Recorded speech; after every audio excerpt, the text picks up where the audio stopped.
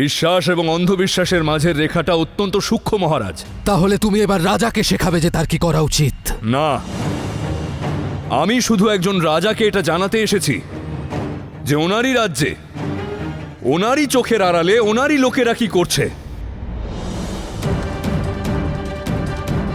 আমার সাথীকে বন্দী করা হলো এবং বদলে আমাকে আহ্বান করা হলো, যেটা আমি মেনে নিয়েছি মহারাজ, কারণ আপনার সমারোহে আমি উৎপাত করেছিলাম।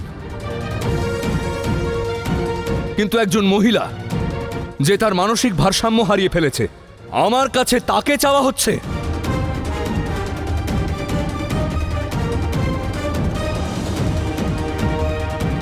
হয় অমাত্য আপনাকে জানানোটা প্রয়োজন মনে করেনি, আর নয়তো আপনি সবটাই জানেন আর আমার সঙ্গে শুধু একটা খেলা খেলছেন। একজন নির্বল মহিলার উপর অত্যাচার করা, এটাই আপনার রাজ্যের নীতি? একজন দস্যুর বদলে একজন মহিলার ব্যবসা,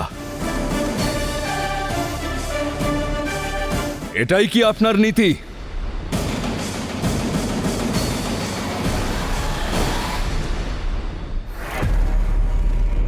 আপনি তো বললেন না কি চান আপনি? বাদশাহ হবার আগে আমি একজন ছোট ব্যবসায়ী ছিলাম। আজও আমার ইচ্ছেগুলো ছোট। আমি শুধু এইটুকু চাই যে পৌরব রাজ্যে আমার সৈন্যরা থাকার অনুমতি পাক।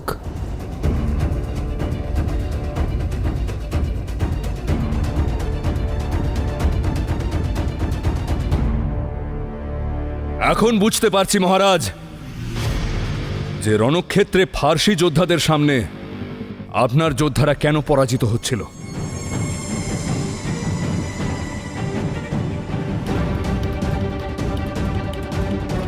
কারণ যুদ্ধবিদ্যা তো তারা জানেই না। পৌরব পুরুষেরা শুধু অসহায় এবং নির্বল নারীদের উপর অত্যাচার করতে জানে। অসত্য এটা। পৌরব রাষ্ট্রে না আগে কখনো এরকম হয়েছে, আর না ভবিষ্যতে হবে। আমার কথা যদি বিশ্বাস না হয় তবে ডাকুন নিজের দাদাকে এবং জিজ্ঞেস করুন তাকে যে সত্যটা কি। আপনার নিজের রক্ত যখন আপনাকে সত্য বলবে, তখনই হয়তো আপনি সেই কথাটা বিশ্বাস করবেন।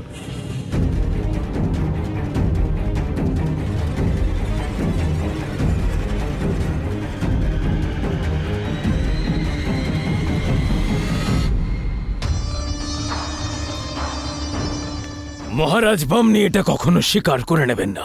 মহারাজ বমনি এটাও জানেন না যে ওনার বড় দাদা পৌরব রাজ্যের প্রজাদেরকে দাস বানিয়ে পারস্যে পাঠিয়েছে। আশা করি উনি আমার সৈন্যদের ব্যাপারেও কিছুই জানতে পারবেন না। দাসেদের লুকিয়ে পারস্যতে পাঠানো আর পারস্যের সেনাবাহিনীকে সরাসরি এখানে রেখে দেওয়ার মধ্যে অনেক পার্থক্য আছে শাহদার আয়ুষ। একটা তুড়ি বাজালেই মহারাজ বমনি এর খবর পেয়ে যাবেন। তুড়ি, এই তুড়ি বাজানোটা একটা অদ্ভুত জিনিস হয় মহামন্ত্রী। তুড়ি বাজালেই মহারাজ বমনি জানতে পেরে যাবেন যে ওনার বড় দাদা, ওনার স্ত্রী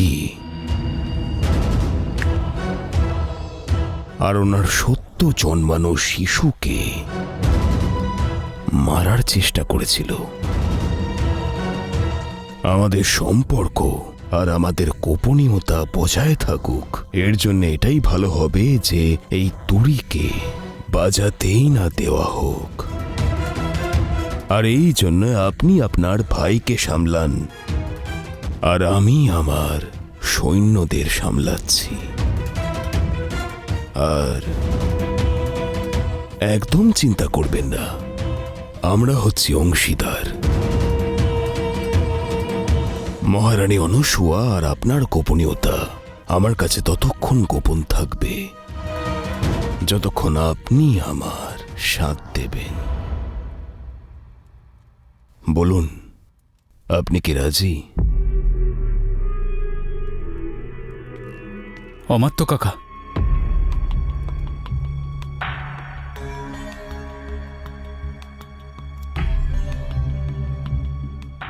আমরা এই বিষয়ে পরে আলোচনা করব।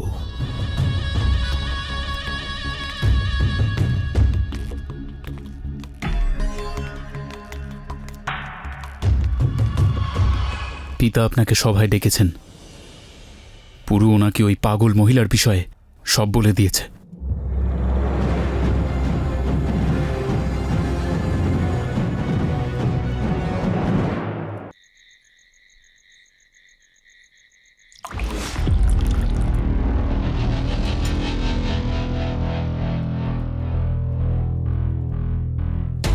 কি করতে চাইছেন আপনি মাল্লিকা? দেখতে পাচ্ছ না সুরা পান করছি। এখন তো আমি সাধারণ মানুষের সুরাখানায়ও নেই, তাহলে সমস্যা কিসের? আমার সমস্যা আপনার সুরাপান নিয়ে নয়, আমার সমস্যা সেই ব্যাপার নিয়ে যেটা আপনি আরেডিয়াসের সাথে করেছেন। আমি জানি যে আরেডিয়াসের ওপর কালো জাদু আপনি করেছেন মালিকা। যখন জানোই তখন জিজ্ঞেস করছো কেন আলেকজান্ডার? আমি সেটাই করেছি যেটা যে কোনো মা করত। অরেডিয়াস তোমার পথের সব থেকে বড় কাঁটা হয়েছিল, আর ও তোমাকে মারতেও চেষ্টা করেছে। ধন্যবাদ জানাও আমাকে যে আমি ওকে প্রাণে মারিনি, শুধু ওর স্মৃতিশক্তি নষ্ট করেছি। কেন? কি জন্য? তো ছিলেন ওকে শাস্তি দেবার জন্য। শাস্তি দিতেন, শাস্তিস্বরূপ মৃত্যু নয়। তারপরও আবার চেষ্টা করত। আলেকজান্ডার, আমি যা করেছি তোমার জন্য করেছি, নিজের সন্তানকে রক্ষা করার জন্য করেছি।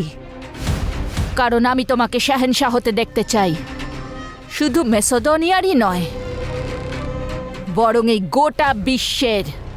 তোমাকে ভারতে যেতে হবে আলেকজান্ডার, আর তোমার পথে যদি কোনো বাধা আসে আমি সহ্য করতে পারবো না। আপনি কি জানেন, এটা ভেবেই আপনি সব থেকে বড় ভুলটা করেছেন। যে গাছ একবার অবলম্বন পেয়ে যায় সে কখনোই আর নিজের ক্ষমতায় দাঁড়াতে পারে না। অবলম্বন সরে গেলেই মাটিতে আছড়ে পড়বে। কেন এরকম করলেন আপনি? আপনার কি আলেকজান্ডারের শক্তি নিয়ে ভরসা ছিল না? তার সাহস, তার শক্তি, তার বুদ্ধির উপরে আপনার ভরসা ছিল না? আপনি আমাকে দুর্বল ভেবেছেন মালিকা। আমি শাহ হতে চাই, কিন্তু নিজের শক্তি, নিজের পরাক্রম দিয়ে, কোনো কালো জাদুর সাহায্যে নয়। শত্রুকে শেষ করার জন্য আলেকজান্ডারের তলোয়ারই যথেষ্ট। আলেকজান্ডার, তুমি বুঝতে পারছো না কেন? ফিলিপ তোমায় কোনোদিনও শাহ বানাবে না। অবশ্যই বানাবেন, আমার বিশ্বাস উনি আমাকেই বানাবেন। কাল সভায় উনি একটা বিশেষ ঘোষণা করতে যাচ্ছেন, আর সেখানে থাকবার জন্য আমাকে বিশেষ অনুরোধও জানিয়েছেন। বোঝার চেষ্টা করো আলেকজান্ডার, ফিলিপ তোমাকে কোনোদিনও তোমার অধিকার দেবে না, বরবাদ করে দেবে তোমাকে। বিশ্বাস না হলে কালকের ঘোষণা শুনে নিও। আমার থেকে বেশি তোমার ভালো কেউ চায় না আলেকজান্ডার। আমি তোমার মা। চাই না আমার এরকম মা, আর হতে চাই না আমি এরকম মায়ের সন্তান যে ভবিষ্যতে লোকেরা বলবে আলেকজান্ডার শাহেনশাহ হয়েছে নিজের ক্ষমতায় নয়, বরং কালো জাদুর সাহায্যে। কাল কি ঘোষণা হবে সেটা দেখা যাবে, কিন্তু আজ নিজের ওপরে ঘৃণা হচ্ছে যে আমি আপনার সন্তান। ভালো হতো যদি আপনি আমার মা না হতেন।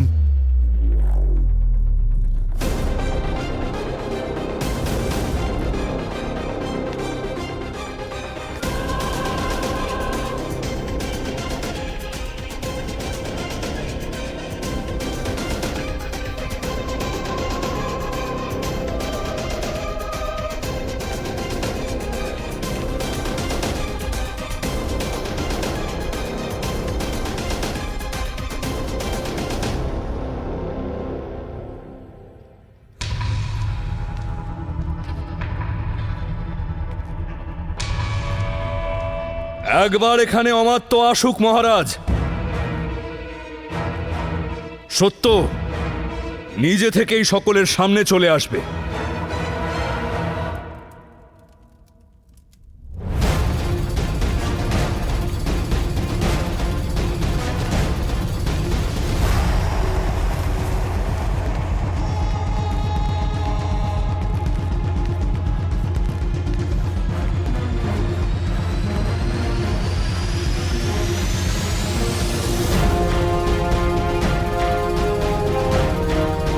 আদেশ করুন মহারাজ।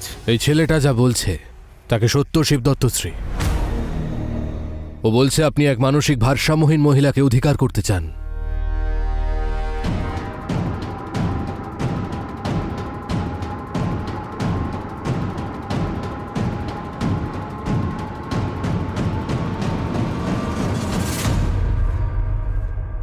হ্যাঁ মহারাজ, এই কথা সত্যি।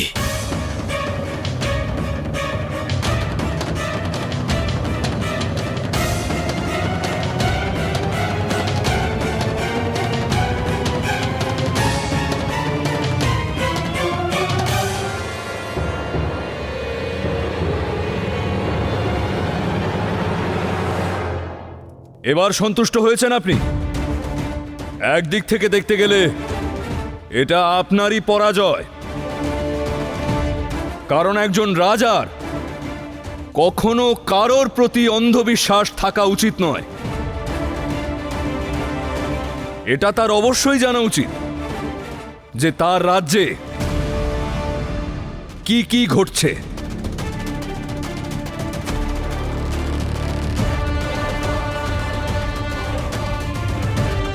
আমি আপনাকে আবেদন করছি মহারাজ যে আপনি অমাত্যকে বলুন যাতে ওই মহিলাকে আমার হাতে তুলে দেয়।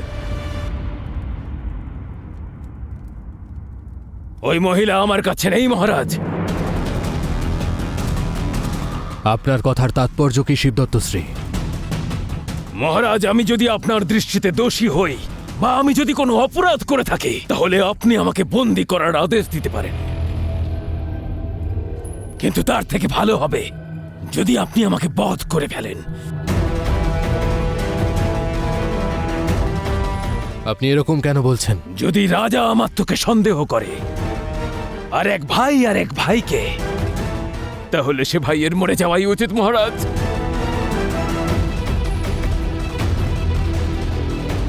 আমি যা কিছু করেছে আমাদের রাজ্যের ভালোর জন্য, আর মহারাজ আর নিজের ভাইয়ের প্রতিষ্ঠার জন্য করেছে। আপনি প্রতিজ্ঞা করেছিলেন যে যতক্ষণ এই দস্যু পুরু আপনার সামনে না হাজির হচ্ছে আপনি সিংহাসনে বসবেন না। তাই আমি যখন ওর সঙ্গীকে খুঁজে পাই তখন আপনাকে খবর দিইনি, কারণ আপনার লক্ষ্য এই দস্যু পুরু ছিল, ওর সঙ্গে ছিল না।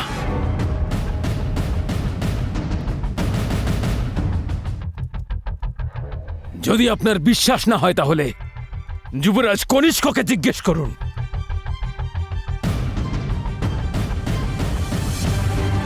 ও এর সঙ্গীকে আপনার সামনে প্রস্তুত করতে চলেছিল। আমি ওকে আটকেছিলাম, এটাই ওকে বলেছিলাম যে আপনি দস্যু পুরুকে চান, ওর সঙ্গীকে নয়।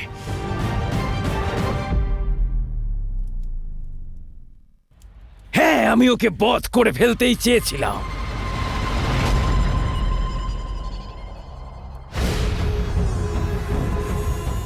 কিন্তু রণভূমিতে পৌরব রাজ্যের সম্মানের জন্য ওকে লড়তে দেখে আমি ওর দোষ ক্ষমা করে দিয়েছি।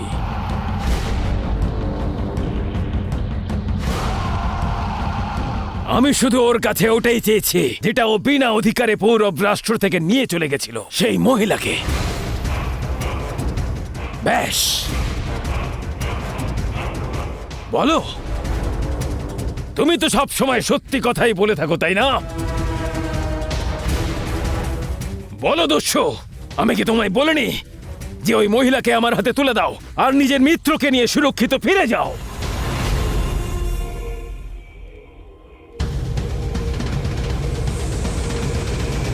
আর আমি এটা এ কারণেই করেছি যে আমাদের অনুমতি ছাড়া কেউ পৌরব রাষ্ট্র থেকে একটা ঘাসও তুলে নিয়ে যেতে পারবে না। তাহলে একজন নাগরিককে কিভাবে নিতে পারে?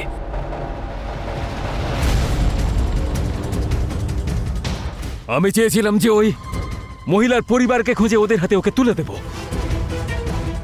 বলুন মহারাজ, আমি কি কিছু অনুচিত করেছি?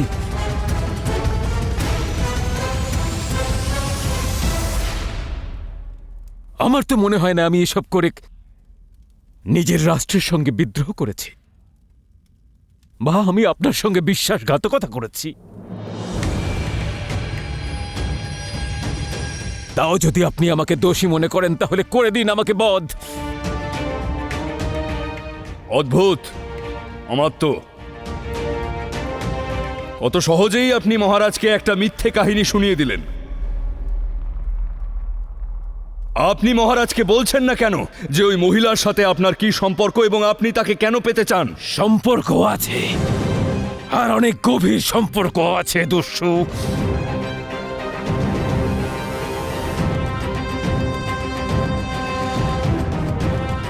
উনি যে এই রাষ্ট্রের মহিলা, আমি হলাম সেই রাষ্ট্রের আমাত্য।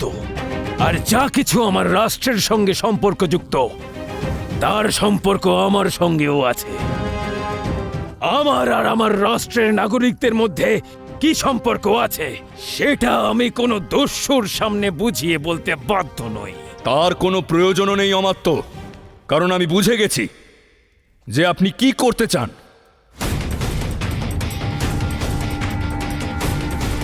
কিন্তু আমি সেটা হতে দেব না। আমার ওই মহিলাকে প্রয়োজন অমাত্য। ব্যাস, অনেক হয়েছে।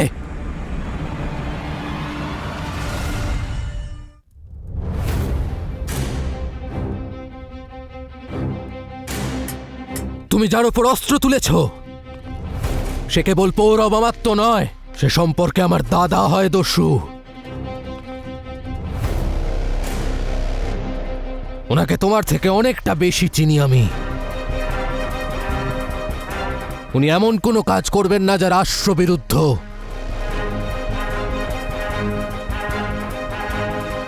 এবার তুমি বলো, ওই মহিলার সঙ্গে তোমার কি সম্পর্ক? সেও কি দস্যু রাজ্যের কেউ, নাকি তোমার কোনো আপনজন?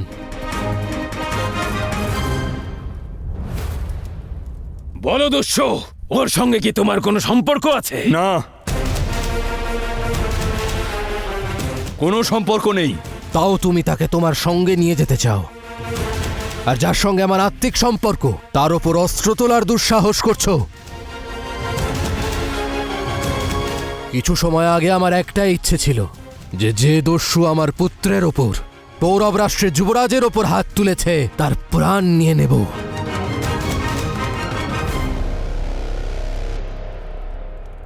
কিন্তু যখন তোমায় রণভূমিতে পৌরব রাষ্ট্রের সম্মানের জন্য লড়তে দেখলাম, তখন আমার মনে হলো যে তুমি মৃত্যুদণ্ডের নয়, সম্মান আর পুরস্কারের পাত্র। কৃতজ্ঞ আমি এখনো তোমার প্রতি, কিন্তু তার অর্থ এটা নয় যে আমি পৌরব রাষ্ট্রের ওপর তোমাকে আঙুল তুলতে দেব। বুদ্ধিমানের কাজ হবে এটাই যে তুমি শান্তভাবে পৌরব রাষ্ট্র থেকে সুরক্ষিত বেরিয়ে যাও।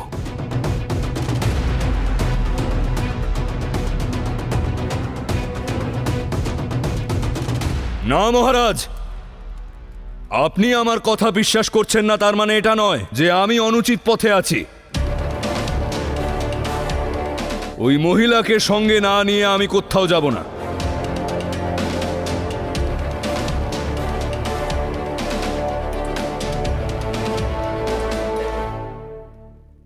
সময় এসে গেছে সেই নাম ঘোষণা করার যে আমার পাশে ম্যাসিডোনিয়ার আগামী ভবিষ্যৎ হয়ে বসবে।